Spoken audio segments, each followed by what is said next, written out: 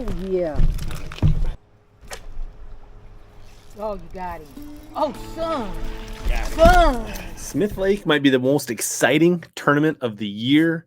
It's really going to be something amazing to see. Can Gerald Swindle come back and get his season on track against a bunch of these young scopers? Does he have does this history and his veteran savviness enough to compete against the young, talented front-facing sonar and electronics anglers on Smith Lake?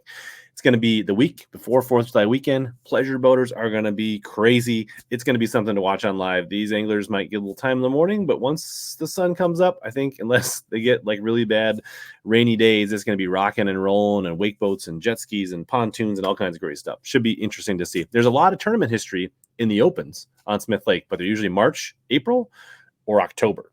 So we've never really seen a summertime tournament on Smith Lake. So it should be excited to watch how this unfolds and some interesting dynamics on how we should pick our fantasy teams with only 3 events left.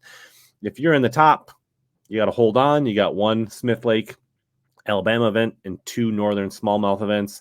If you need to make up ground, now's the time to maybe take some chances.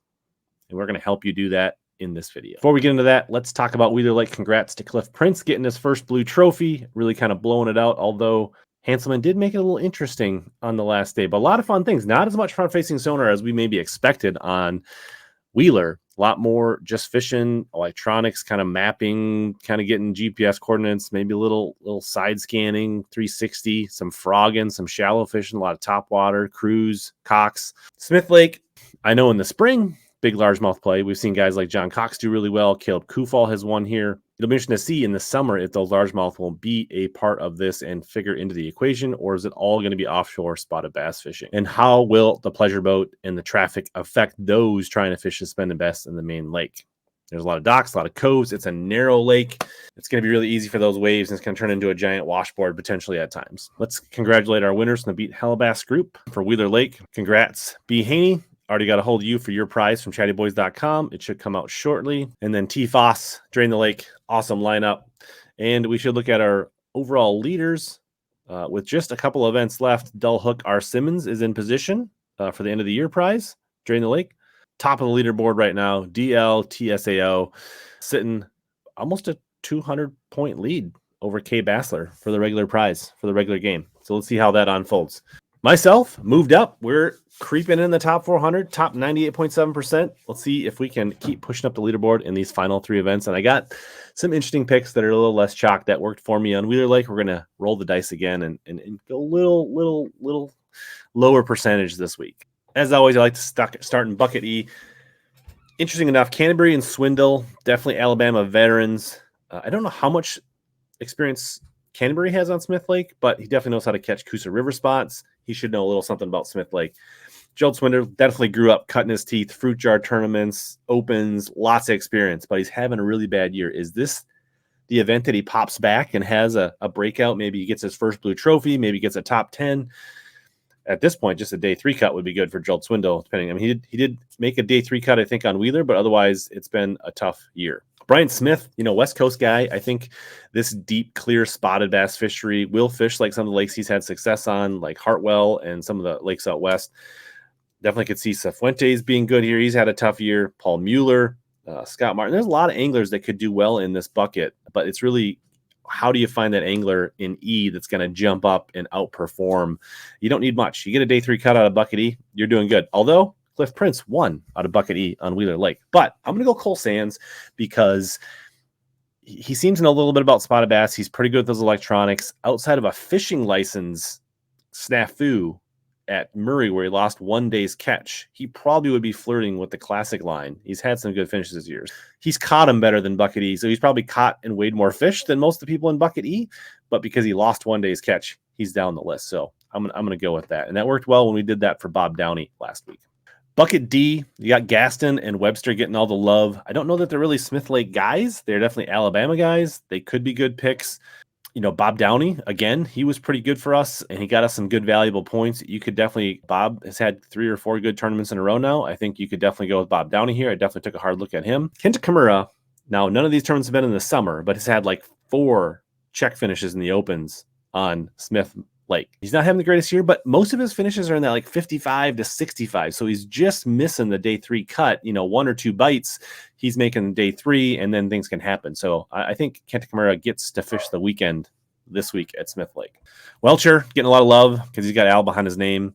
I mean, he could do well here. I don't know this is great for him. I don't know there's a lot of current, but Welcher can catch him anywhere, so he's a decent pick. Card, a finesse guy. Taku Itu does have a nice check here in an open. Gussie, smallies, spots aren't all that different. Hanging a minnow here. Moping could play, but I'm going to go Kiyoe Fujita. He doesn't have any finishes here, but he did really well in Lay Lake in an open, which is a spotted bass fishery. And I think, suspended spots, chasing bait, herring just fits in his wheelhouse. So I'm going to roll the dice. I mean, a talented angler, but no history here to go off of. But I think Kiyoe Fujita for bucket C. Will Davis getting a lot of love, and he probably should. He's a spotted bass expert from Alabama. Does a lot of his damage on current fisheries like Lay Lake, Logan Martin, fisheries like that. But he does have a decent finish in an open here a few years back. So definitely worth a shot. And being a powerhouse lithium guy, you can't go wrong there. Polnick, Airy, having good years. Prosnick has won here before. There's definitely some anglers with some star power and capability to win here, but I'm going to go Logan Parks. Now, he doesn't have much stats here, but he did us very well last week on Wheeler, got us a top 10. These EQ anglers continue to surprise, so I think that's a good shot. If you're looking for a different EQ angler, maybe Robert Gee, but I'm going Logan Parks in bucket C or bucket B. Bucket A, hard to pick this one. Jordan Lee sucked a lot of people in, and he should have been a good pick at Wheeler, and he had a very bad tournament. He definitely knows a lot about Smith Lake, but he self-admittedly doesn't fish here in the summer, at least during the daytime. Now, that history should serve him well. He should have a better term than he did on Wheeler, but does he deserve 28% of the percentage? We'll see. Hamner, jerkbaits, definitely see him doing well. McKinney, this should be in his wheelhouse for a skill set. I expect him a good tournament. John Cox has won here in the spring, March, April. We'll see how that translates. Jay Shakurit has a nice check finish here on the year that he made the elites, and I think he also maybe won a co-angler title here. Can't count out Walters. Huff has a top 10 here in the opens the year he qualified for the elites. Definitely fits his wheelhouse. Lots of good anglers, but I'm going Wesley Gore. He did me well, got me a top 10 on Wheeler. I think he's going to be sneaky good. He's going to finish strong in the Alabama swing. So we're going with our guy, Wesley Gore. We talked about the guys that have won the Chatty Boy prizes. If you haven't won a Chatty Boy prize and you still want to check them out, I will have a link down in the description and the pinned comment to check out chattyboys.com. They have a great selection of electronics, boat accessories, a great place to get Powerhouse Lithium if you want to get that, a whole bunch more, live scope bundles, and some tackle too. So go ahead and check them out. Support what they're doing for the channel and the fantasy fishing.